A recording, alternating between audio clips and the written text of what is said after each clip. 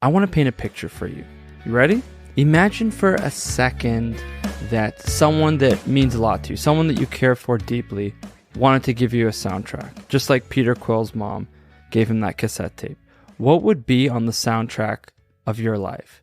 What would be the song that means the most to you, or the group of songs? Something that defines you, something that people hear and they think of you. What would that song look like? Let me know in the comments. I'd love to read them. For me, it would be Blink-182, The Rock Show, Starlight by Muse, Thrash Unreal by Against Me, She's a Genius by Jet. Just some of the songs that come to mind when I think of music that defined the most important parts of my life.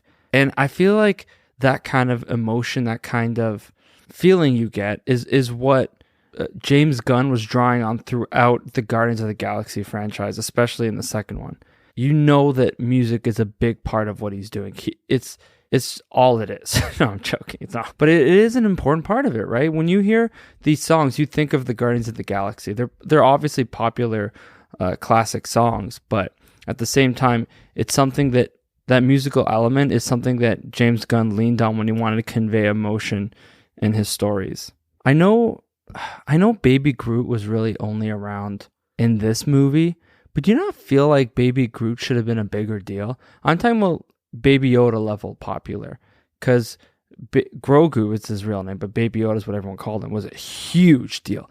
Everybody loved this thing. They had all these plush toys, shirts, merch, just tons of merch for Baby Yoda. But it feels like we didn't get that much for Baby Groot. I don't know. Maybe it's because he went away too quickly, and Baby Yoda we kind of have throughout The Mandalorian, right? But there definitely felt like at the height of Baby Yoda, it was a lot higher than whatever the height of Baby Groot was.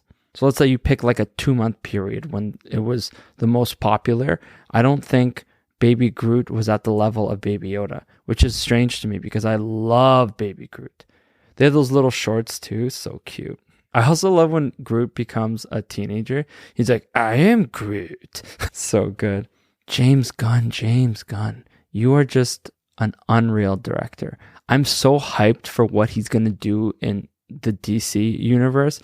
And all of that hype is stemming from what I've seen him do in the Marvel universe. I love Zack Snyder too, but I'm really excited for what James Gunn's going to do. A lot of the people have said that he leans too much, like the people that are not a fan of him joining the DC universe, a lot of the criticism I've seen of what James Gunn may bring is based around how much he leans into comedy.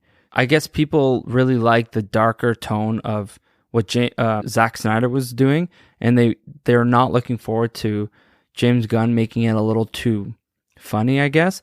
But if you read comics, and I don't know too much about comics, maybe it's just the ones I read, and it probably is, but the comics that I've resonated with the most are the ones that had that humor. And it feels like when you're being silly and funny, you're being more authentic to what comic books were. You know what I mean? I'm sure comic books, much like movies, have something for everybody. You can read serious ones, or you can read the funny, silly ones. But to me, one's not better than the other. Okay? What James Gunn's going to do is going to be excellent.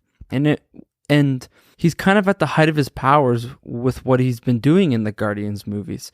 I think it's also a good indication of what you might see in the DC universe. Guardians of the Galaxy 2 had so much going for it. And if you want to look at the pillars of what I envision a James Gunn movie, humor and heart. Those are the 2 pillars. No, let's make it 3. Humor, heart, and action.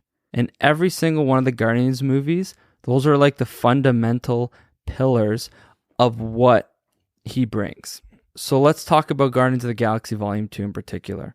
You have Peter Quill is escaping all the gold people, whatever the hell their names are. And he finds himself on a planet where he meets his father. And his father's played by Kurt Russell, for those of you who don't know. You find out throughout the film that Kurt Russell, who's a Celestial, actually wants to take over the universe.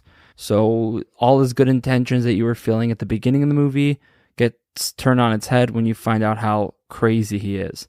And the Guardians end up destroying Ego, which that was his name, and escaping. But in the process of doing that, Yondu dies. And Yondu's death was so sad. Earlier in the movie, you find out he got kicked out of the Ravagers. You find out why later when you figure out that he was destroying all these children that he was bringing to Ego. But Peter Quill, he didn't want to bring to Ego. Peter Quill, Yondu saw as his own son. Oh, it was so sad. And he lets Quill know that at the end when he saves him by sacrificing himself. And then he gets a Ravager's funeral in the end of the film after all, with all these amazing fireworks. It was such a good movie.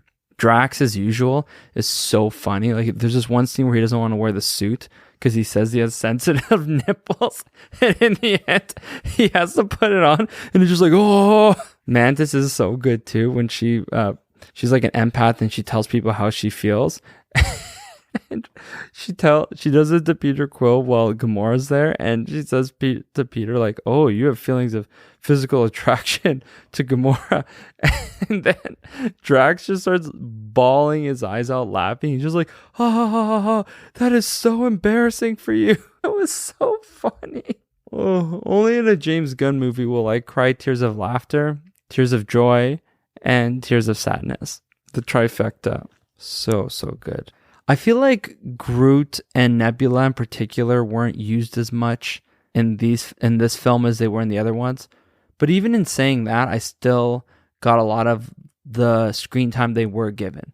So Nebula got all upset and she was so pissed at Gamora, and she talked about how every time Gamora beat her, Thanos would take a part of her out and replace it with machines.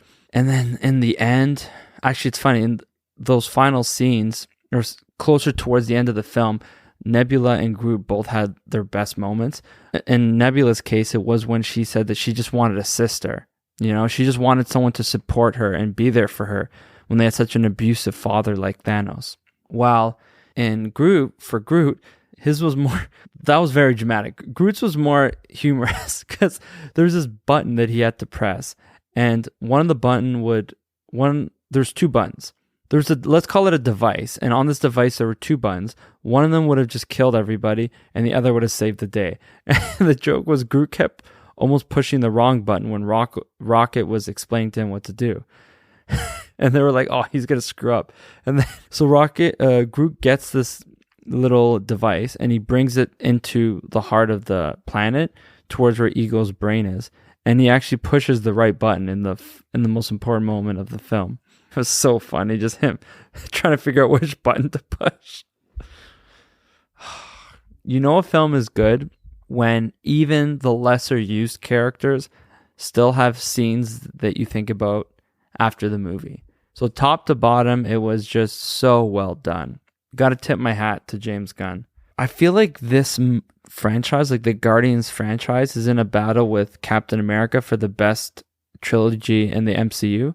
And I'm leaning towards Captain America getting the trilogy. We'll see how I feel after I watch Volume 3. We are now 15 movies in our MCU rewatch. That's 15 out of 32. Guardians of the Galaxy Volume 2 comes in at number 9 in our MCU rankings, our MCU power rankings. Tune in next week when we will be watching Spider-Man. So hyped for that one. Spider-Man Homecoming will be the movie next week. That's halfway through our MCU rewatch. I'm Mark Savvy of Savvy Geeks, and as always, thank you for listening.